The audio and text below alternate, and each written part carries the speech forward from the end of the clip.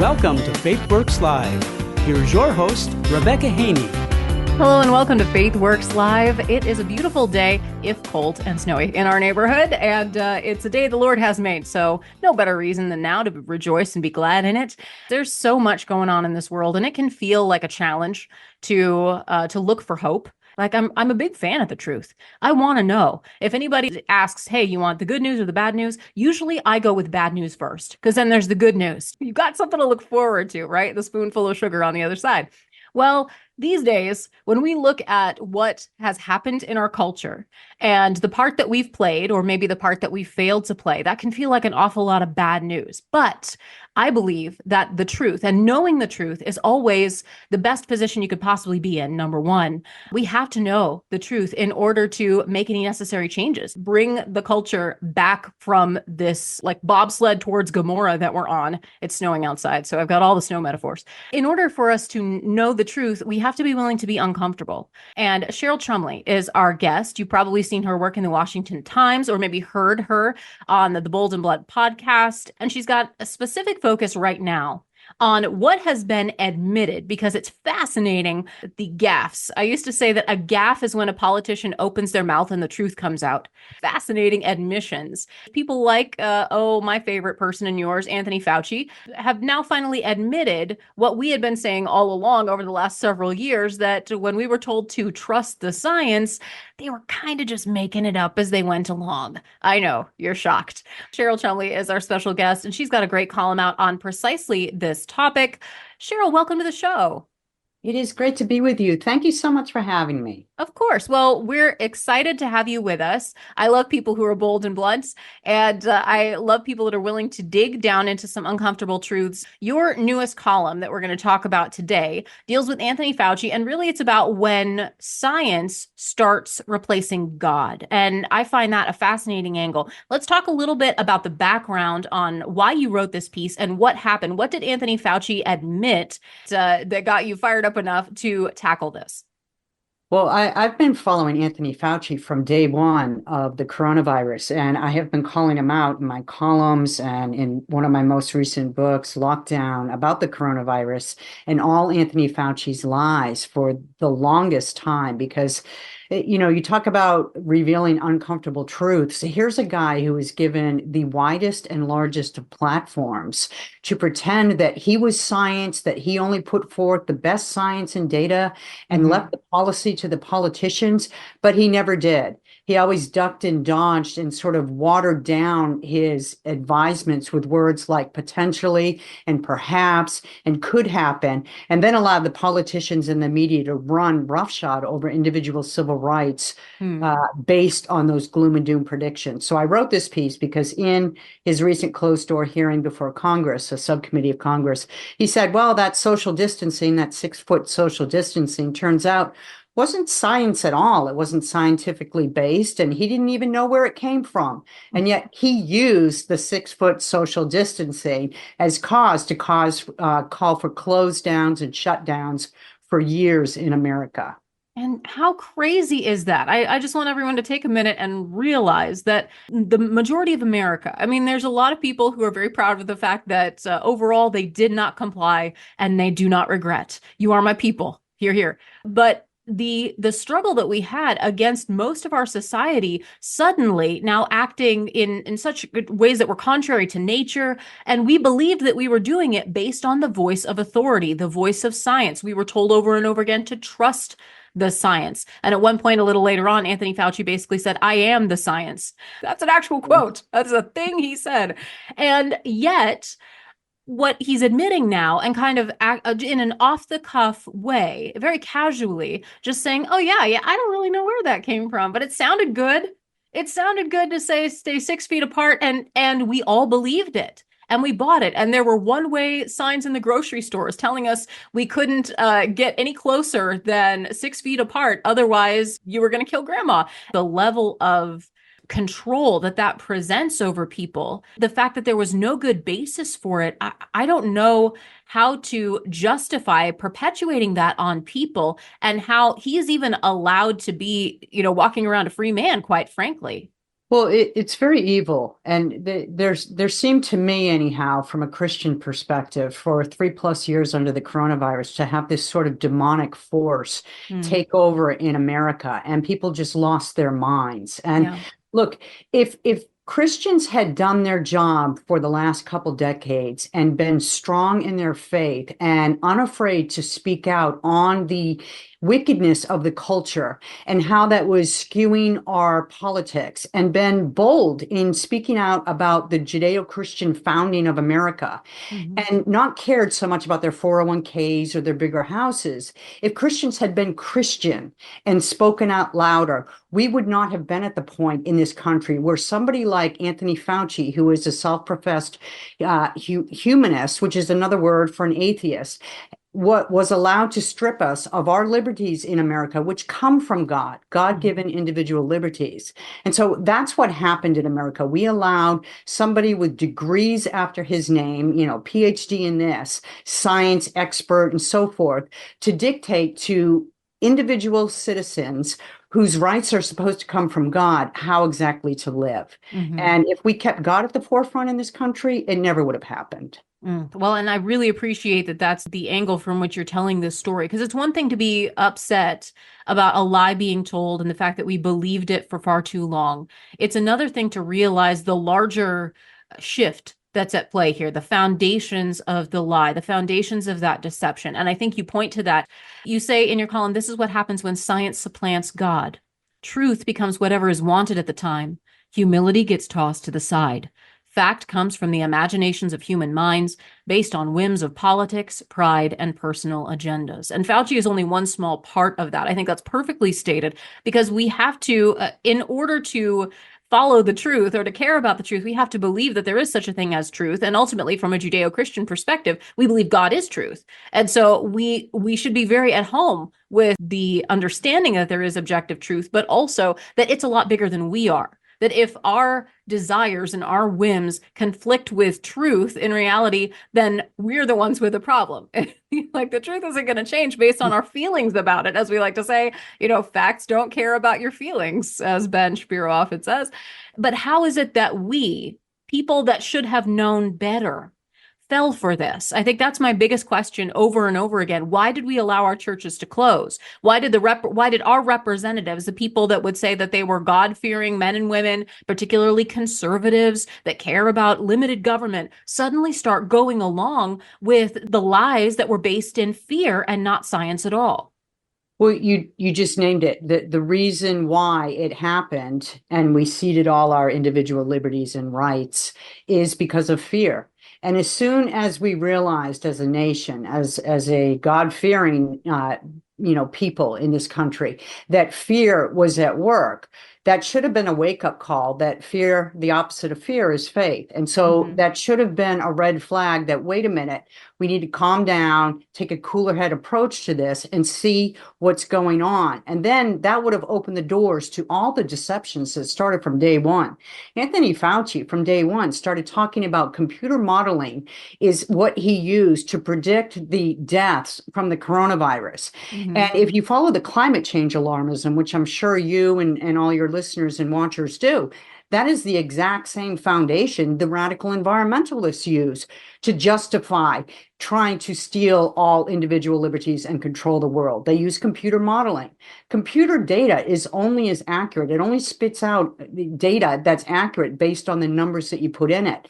So if you're using computer modeling to predict something, it depends on what numbers you put in. And so we forgot that Anthony Fauci was just another guy. And yes, he was an expert in his field, but he's not an expert in freedom. And in America, we are all the experts in what freedom is and upholding the Constitution. And so as soon as fear entered the picture, that should have been the red flag to us that something needs to be looked at. We need cooler heads and we needed to calm things down and take a more logical approach to what was taking place. Well, and unfortunately, we've incentivized all of the wrong instincts when it comes to our politicians. Now, instead of vaunting freedom and instead of holding those individual liberties sacrosanct, instead we never let a good crisis go to waste. And you have people who are unelected bureaucrats, which again, I think is a very important point. I might be the only one still beating that drum. People that are outside of the constitutional system that have so much control over our lives. We almost welcomed it.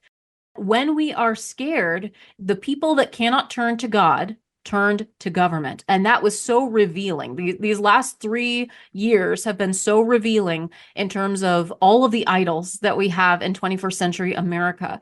Exactly as you mentioned, Cheryl, when our comfort is challenged, when our health is threatened, we turned to government and we basically did whatever they said because we were afraid and we thought that would give some measure of control. We thought they knew more than we did, and we started bowing down at their recommendations and just obeying whether or not it made any sense, because in that moment, government became a false god. Our comfort was a false god, our health, and that we would have some sort of control when faced with our own mortality, that maybe by doing these strange things, by covering our faces, by putting up a plastic shield. And I'm sure you've seen like the top 10 stupidest homemade masks, people with like takeout containers duct taped to their face. Like, this is going to work. This is the science. The foolishness that we went along with and believed, that reveals our idols like nothing else. And I think my concern, of course, is that we haven't learned our lesson. They're not just going to let this fade away. You've already got people right now as we speak at the World Economic Forum, you know, the elites in the world that think that they know best, better than all of us working stiffs anyway. They're already talking about disease X and how they're going to handle it. Yes, they are. And they're not going to let this go away. There is no pre-pandemic normalcy that we're going to return to because, as you pointed out, the globalists, the elites at Davos, at the World Economic Forum, and right now, particularly at the World Health Organization, that's trying to push that pandemic treaty to bring into play by May of this year, all our rights are being jeopardized by, again, the same sort of nonsense that fueled the fear, that fueled the lockdowns on American citizens. And if we don't push back when it's at the lower levels of the mandates of face masks, for instance, if we don't say this is ridiculous, I'm not wearing the face mask, then it's only a matter of time before the next level of mandates come, such as the vaccines, the so-called vaccines, because they had to change the definition, the shots, and then the more shots and the more shots. And, you know, the bigger danger that came out of the coronavirus crazy was the fact that we moved in a very short time from a nation of individual thinking, of individualism, into a nation of collectivism, where we as individuals did for the good of the state, because we were told such things as, it's patriotic to get your shot. Mm-hmm. You're not a good Christian if you don't take care of your neighbor's fear and do what makes your neighbor feel better. And that mindset has stayed. And we know this because you can see right now, here in Northern Virginia, I'm sure where you live, and definitely on the news, people walking around outside by themselves wearing face masks for no good reason. That's fear at play. And that's a message to the globalists that America is still willing to obey. Mm-hmm. That was one of the most eye-opening things for me personally in 2020, was watching the churches shut down. And yet at the same time, because I was in the Twin Cities at the time. So the churches were all shut down all over the Minneapolis area. And then George Floyd happens, and the riots, the burning of the cities, the fact that it looked like a war zone. It was dangerous to go out and about in places that should be Midwestern heart of America. And the same people that said your churches are non-essential and we're going to shut you down so that you don't spread this nasty virus were the ones that were out saying people have to be given space. It's free speech and unmasked protest, and when they're burning down a city, but you can't sit within 6 feet of your neighbor and sing praises to Jesus because that's life-threatening. And that level of, it's not even cognitive dissonance. It's just flat out deception. It's just flat out wrong. It's just a big old lie. And why on earth we put up with that as Christians, it was based on not only fear, but also, I think, bad theology and emotional manipulation. Shine a mirror on our own camp here. You had people like Francis Collins, and he was speaking with evangelical leaders. And I got to call out my own camp when I see the hypocrisy, because all of those things you mentioned, Cheryl, are exactly true. We were told we were not loving our neighbor. We were told we were being selfish, that it was ungodly to, resist some of these quote unquote treatments that didn't make any sense. When I started seeing rioters burn down cities and the same people were telling me I couldn't go to church and couldn't go visit my relatives in the hospital, were the ones saying that it's okay. At that point, a switch flipped and I just said, you know what? I don't trust what I'm being told. I am going to pray it up. I'm going to live faithfully. I'm going to wash my hands and I'm going to go about life.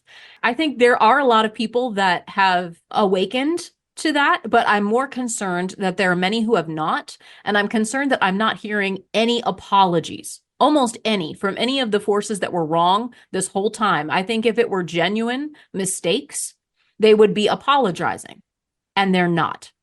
They're just trying to smooth it over. And Anthony Fauci has actually doubled and tripled down in the middle of all of this and just kind of laughed about it and said, oh yeah, we made it up as we went along, kind of like, what are you going to do about it?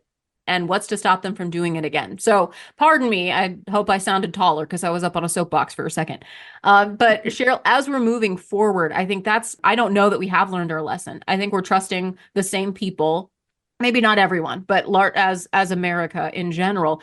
I'd love to get your thoughts on what you think we can do to start reawakening the American spirit again, the people that care about liberty, that are maybe willing to take some individual risk in a wise way and say, I'm responsible for my family, not government. I'm going to do the best that I can, but I'm going to choose who I trust. And I'm going to do my own research, which is, again, I think something that the elites are afraid of. What do you see as the biggest dangers toward individual liberty in the midst of all of this moving forward, and what can we do to stand strong in our rights so that they're not taken from us? So the biggest danger facing America is the growing secular society. And so then the answer to all that ails America, to put it simply, would be to grow the churches, to grow church presence, to teach biblical truths to our children again. And then that will naturally make not just all these problems with the medical bureaucrats now go away, but the problems with the school boards, the problems with, high national debt and so forth. All roads lead back to God. All roads in this country lead back to having godly government and a godly, morally compass society. So that's sort of the simplistic way of looking at it, but it makes all these little whack-a-mole battles a lot easier to deal with.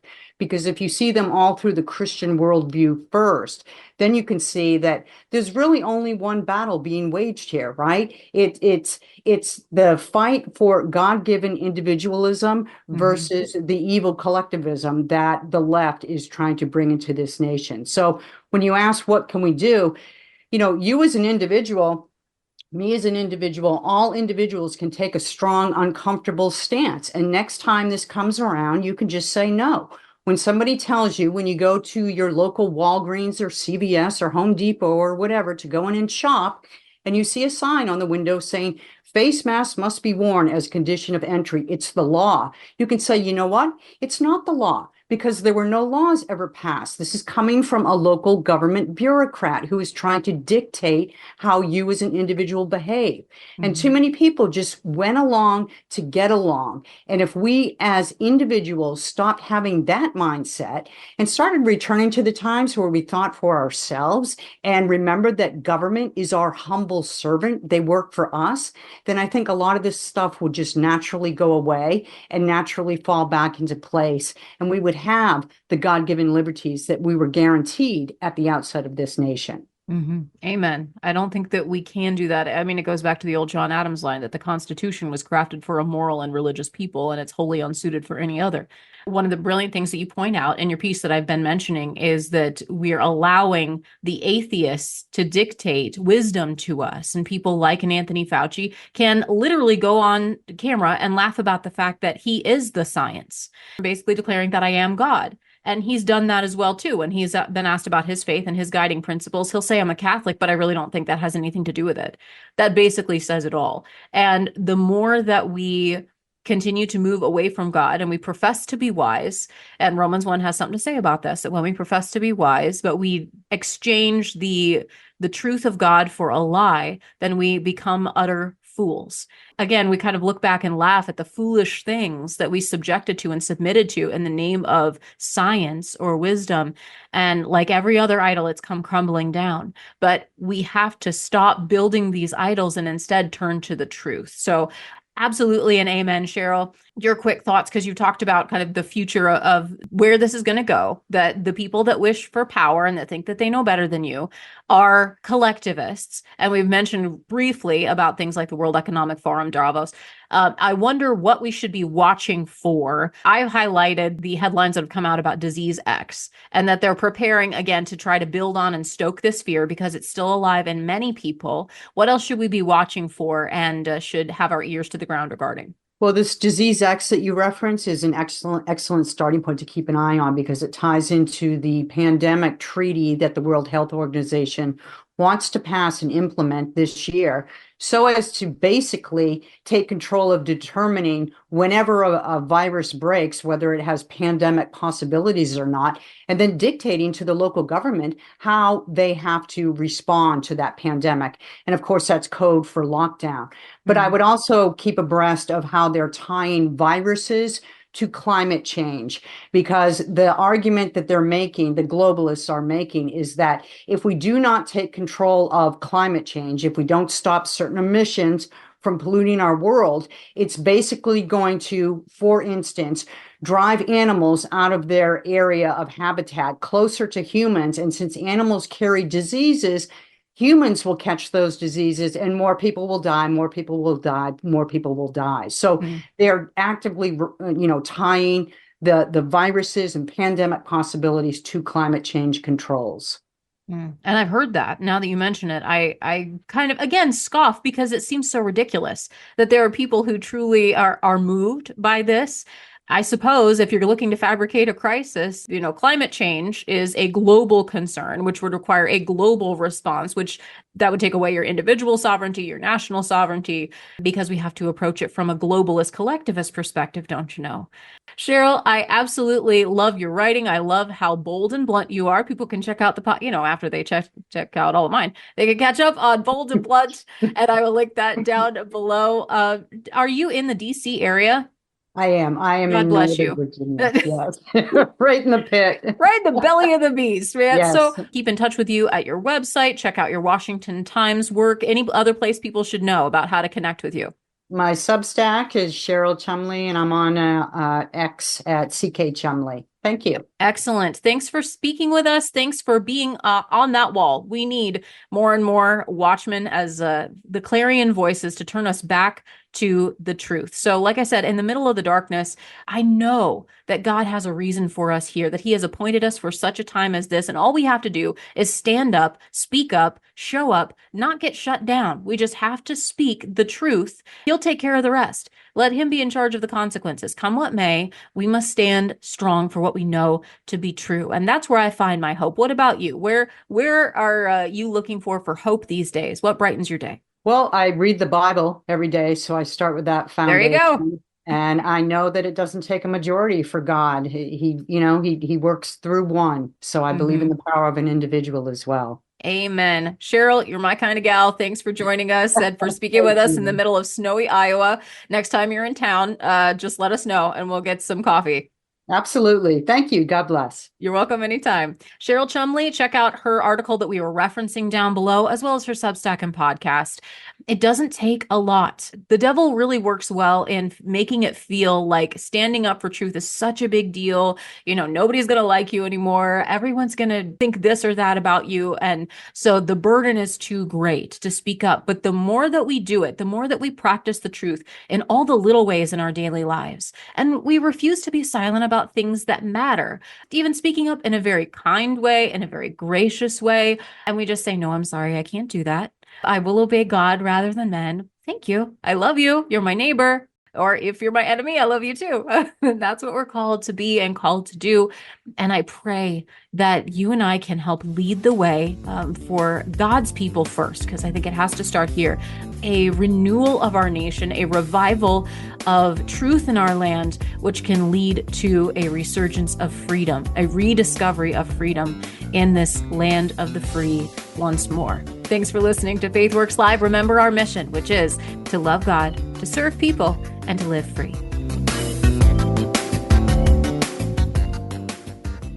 There's no better time than now to stand for life. And you can stand with Iowa's original pro-life organization, Pulse for Life. They're the longest standing nonprofit pro-life organization in Iowa, and they're dedicated to informing, educating, and inspiring a new generation to value the sanctity of all human life, from fertilization until natural death. They serve at the State House. They educate in classrooms, at events. They proudly serve on the coalition of pro-life leaders. They are on the front lines of the battle against this throwaway culture of death that we see all around us, and we are winning ground. Hearts and minds are changing, and the pro-life movement is continuing to grow. And you can be a part of the exciting things that are happening right here in our own backyard at pulseforlife.org, and get your finger on the pro-life pulse. Sign up for their newsletter, find ways that you can make a difference, and how you can change hearts and minds with their pro-life apologetics course, pulseforlife.org. In today's world, security has never been more vital. And at FaithWorks Live, we're proud to partner with VeriGuard Security. It's a professional physical security service, and they're really raising the bar in security and private investigations. Whether you need a team of professional officers to protect what you have worked hard to build, or their mobile security units for multiple properties or large locations, from business or corporate properties to your home or neighborhood. Perhaps you've got an event coming up. They secure quality security coverage for events large and small, because it's about peace of mind and protecting you, your family, your team, and your property. Settle for nothing less than the best when it comes to your security. You shouldn't have to compromise.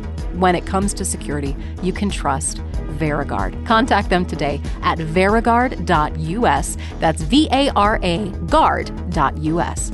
For security service, you can trust VeriGuard.